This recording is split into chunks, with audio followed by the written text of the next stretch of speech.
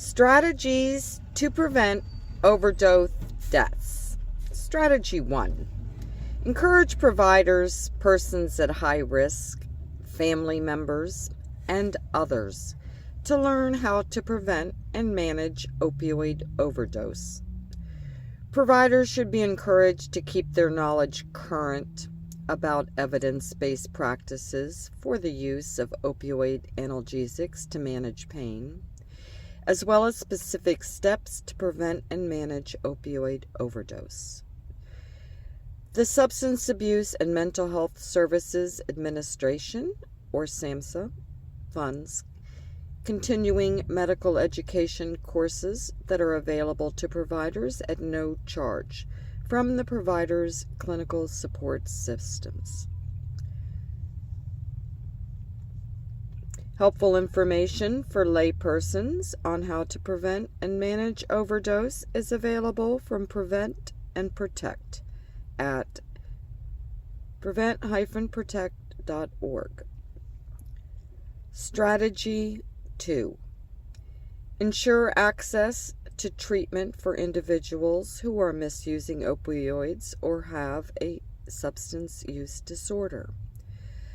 Effective treatment of substance use disorders can reduce the risk of overdose and help overdose survivors attain a healthier life. Medications for opioid use disorder, as well as counseling and other supportive services, can be obtained at SAMHSA certified and Drug Enforcement Administration registered opioid treatment programs and in specialty substance use disorder treatment programs, as well as from physicians and other practitioners, including nurse practitioners and physician assistants, who are trained to provide care in office-based settings with buprenorphine and naltrexone. Information on treatment services available in or near your community can be obtained from your state health department or state alcohol and drug agency or the SAMHSA Behavioral Health Treatment Services locator. Strategy 3. Ensure ready access to Narcan or naloxone. Opioid overdose-related deaths can be prevented when naloxone is administered in a timely manner. For instructions on how to use naloxone, go to prescribetoprevent.org.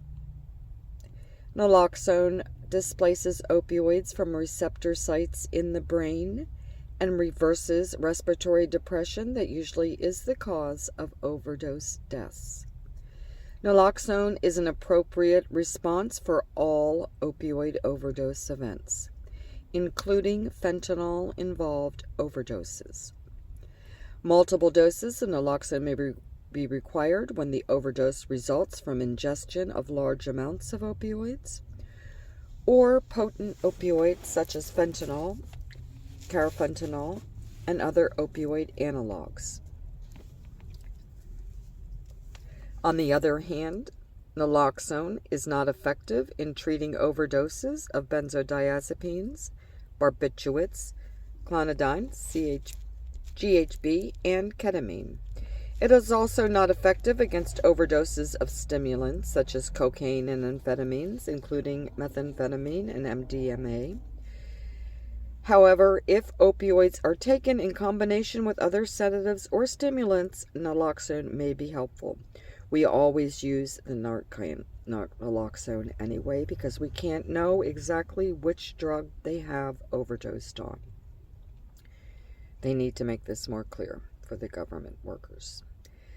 Naloxone injection has been approved by the Food and Drug Administration and used for more than 40 years by emergency medical services personnel to reverse opioid overdoses and resuscitate individuals who otherwise might have died in the absence of treatment. Naloxone comes in several forms, including injectable, intranasal, and auto-injector. Injectable naloxone is typically supplied as a kit with a minimum of 2 doses and 2 syringes. Brief education on how to administer naloxone using a syringe can be obtained from the provider of the naloxone kit or from prescribetoprevent.org. The FDA has also approved an intranasal naloxone product, nasal spray, and a naloxone autoinjector that delivers a therapeutic dose of naloxone in an overdose situation. The intranasal spray is a pre-filled needle-free device that requires no assembly. The autoinjector can deliver a dose of naloxone through clothing if necessary when placed on the outer thigh.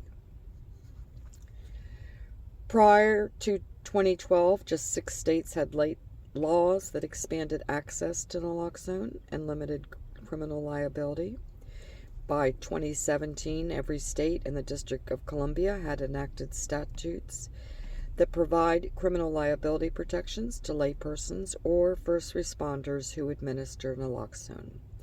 46 states and the District of Columbia have statutes that provide civil liability protections to laypersons or first responders who administer naloxone. 37 states have statutes that offer criminal liability protections at prescribing and distributing naloxone.